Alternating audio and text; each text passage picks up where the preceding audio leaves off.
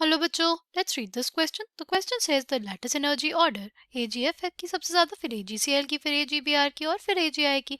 Reason दिया हुआ है इसका, AgF is more water soluble. Option 1 है हमारे पास both assertion and reason are and reason is a correct explanation of the assertion. Option 2 है हमारे पास both assertion and reason are true, but reason is not a correct explanation of the assertion. Option 3 है assertion is true but reason is false. Option 4 है both assertion and reason are false. The key concept for this question is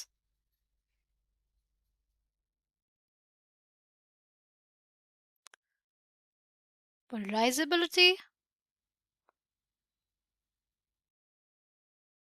of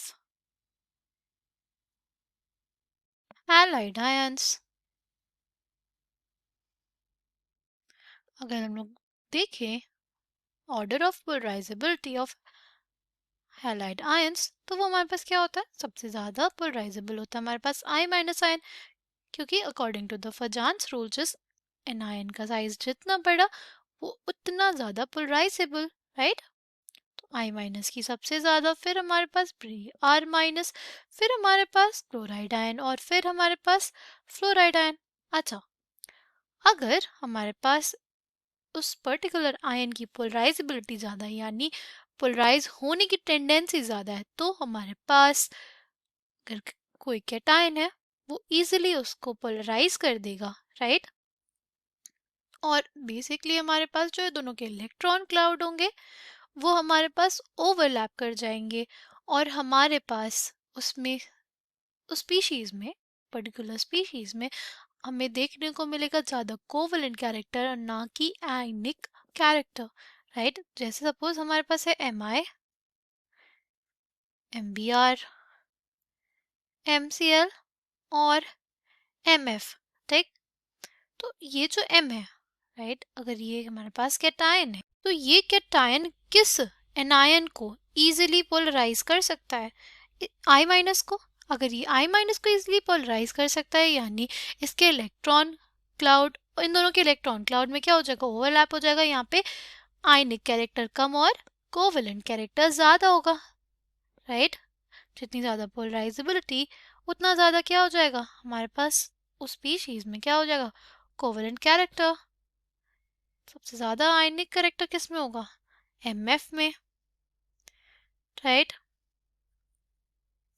तो अगर हमारे पास सबसे ज़्यादा आयनिक character M F में, तो हमारे पास जो लैटिस एनर्जी होगी वो किसकी ज़्यादा होगी, वो हमारे पास ज़्यादा होगी एम एफ की, राइट। एम एफ की जो लैटिस एनर्जी होगी वो ज़्यादा होगी। क्या होती है lattice energy, lattice energy is basically the amount of energy released when one mole of a ionic compound is formed, right। एक मोल आयनिक कंपाउंड के लैटिस बनने में जो भी हमारे पास एनर्जी रिलीज होती है उसको हम लोग क्या बोलते हैं, लैटिस एनर्जी बोलते हैं, राइट। तो वैसे अगर A G F, A G C L, A G B R और ए जी आई की बात करें, तो ए जी आई जो होगा हमारे पास उसमें सबसे ज़्यादा कोवलेंट कैरेक्टर होगा, फिर ए जी बी आर और ए जी सी एल, फिर हो जाएगा ए G F. A G F में सबसे कम कोवलेंट कैरेक्टर, और इसलिए वजह से जो लैटिस एनर्जी होगी ना वो ए जी एफ की सबसे ज़्यादा होगी। It has the highest lattice energy, ठीक।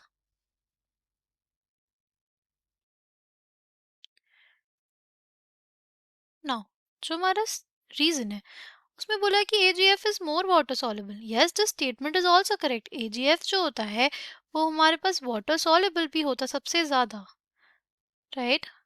क्यों वाटर सॉल्युबल होता है, ये इसलिए वाटर सॉल्युबल होता है क्योंकि इसकी जो हाइड्रेशन एनर्जी है वो ज्यादा हो जाती है किससे, हमारी लैटिस एनर्जी से। इसकी hydration energy is greater than lattice energy, इस वजह से हमारे पास AgF is water soluble, right. I hope आपको ये बात समझ में आई हो कि AgF क्यों वाटर सॉल्युबल है। AgCl, AgBr और AgI हमारे पास वाटर सॉल्युबल नहीं होते हैं, right. Coming back to the question, इस क्वेश्चन का करेक्ट आंसर क्या हो जाएगा हमारे पास, सी, ये दोनों स्टेटमेंट्स जो दिए हैं गए हैं वो हमारे पास करेक्ट हैं, बट हमारे पास जो रीज़न है वो एक्सप्लेनेशन नहीं कर रहा है हमारे असर्शन का। इसलिए correct answer for this question will be option 2। I hope you understood it well. Thank you and all the best.